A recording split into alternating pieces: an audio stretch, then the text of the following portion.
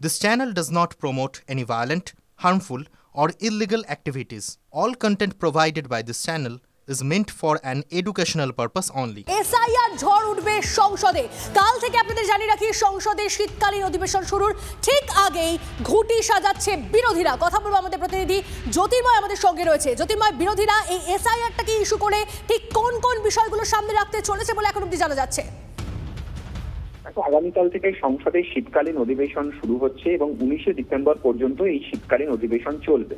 এই মুহূর্তে সকাল 1টা থেকে সরকারের তরফে সংসদ বিষয়ক মন্ত্রী কিরণ রিজিজুর নেতৃত্বে অল পার্টি মিটিং হচ্ছে, যেখানে লোকসভা এবং রাজ্যসভার ফ্লোর লিডারদের আমন্ত্রণ জানানো হয়েছে। বৈঠক এই মুহূর্তে চলছে, কিন্তু সূত্র মারফত যে খবর আমরা পাচ্ছি, কংগ্রেস, তৃণমূল সহ বিরোধী দলগুলি এবং যার মধ্যে আরজেডি, সপা, অপরদিকে ডিএমকে এবং বামেরাও রয়েছে, প্রত্যেকেই একজোটে দাবি করছে যে এবারে সংসদে এসআইআর নিয়ে আলোচনা করতে হবে। কারণ যে এসআইআর হচ্ছে সেই এসআইআর এর পদ্ধতিগত ভুল রয়েছে এবং বিভিন্ন জায়গাতে, বিশেষত পশ্চিমবঙ্গে যেভাবে বিএলওরা তাদের সমস্যার কথা বলছেন, সেই বিষয়গুলি আলোচনায় তারা আনতে চান। কিন্তু আপাতভাবে যে খবর আমরা পাচ্ছি যে সরকার পক্ষ এখনই এসআইআর নিয়ে আলোচনার ক্ষেত্রে তারা রাজি নয়। স্বাভাবিকভাবেই কিন্তু সংঘাতের রাস্তা প্রশস্ত হচ্ছে। এবারে বিরোধীরা একজোট হয়ে তারা এক্ষেত্রে কি পদক্ষেপ করে, আমাদের নজর থাকবে সেদিকে। আগামীকাল সকাল 10টার সময় কংগ্রেস সভাপতি মল্লিকার্জুন খাড়গের নেতৃত্বে ইন্ডিয়া জোটের ফ্লোর লিডারদের বৈঠক ঠিক আছে। সেই বৈঠকে বিরোধীদের রণকৌশল চূড়ান্ত হবে। বেশ, ধন্যবাদ জ্যোতির্ময়।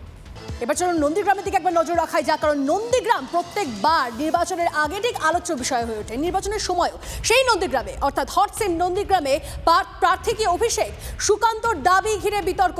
নন্দীগ্রাম থেকে ভোটে দাঁড়াবেন অভিষেক, সে কারণেই পছন্দের পুলিশ অফিসারদের নন্দীগ্রামে বদলি, দাবি কেন্দ্রীয় প্রতিমন্ত্রীর। নন্দীগ্রামে দাঁড়ালেও কেউ ভোট দেবে না, আগেই বলেন শুভেন্দু।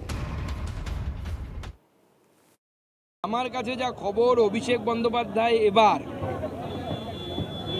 তৃণমূল কংগ্রেসের তরফ থেকে নন্দীগ্রামে বিধানসভায় দাঁড়াবে, সেই জন্য নিজের পোঁধরা অফিসারদেরকে ওই জেলাতে ট্রান্সফার করা হচ্ছে। ওনার উপমুখ্যমন্ত্রী হওয়ার খুব শখ, সেই উপমুখ্যমন্ত্রী হবার জন্য উনি নন্দীগ্রামে বিধানসভায় দাঁড়াবেন বলে আমার কাছে খবর আছে, বিশ্বাস করছি। তৃণমূল কংগ্রেসের কাছে এখন 225-এর বেশি এমএলএ আছে এবং মমতা বন্দ্যোপাধ্যায় ঠিক করেন কে কোথায় দাঁড়াবে।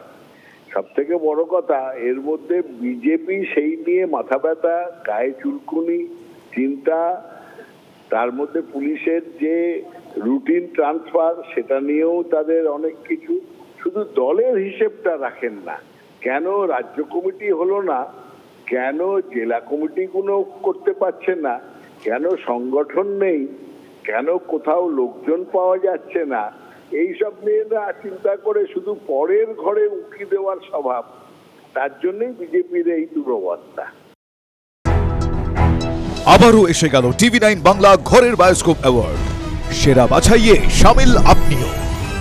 বাংলা সিরিয়ালে আপনার পছন্দের সেরা পুরুষ পার্শ্ব চরিত্রকে কৌশিক চক্রবর্তী, ভিডিও বৌমা, ইন্দ্রনীল মৌলিক, শুভ বিবাহ, সায়ন বসু, দুই শালিক, দ্রোণ মুখোপাধ্যায়, পরিণীতা।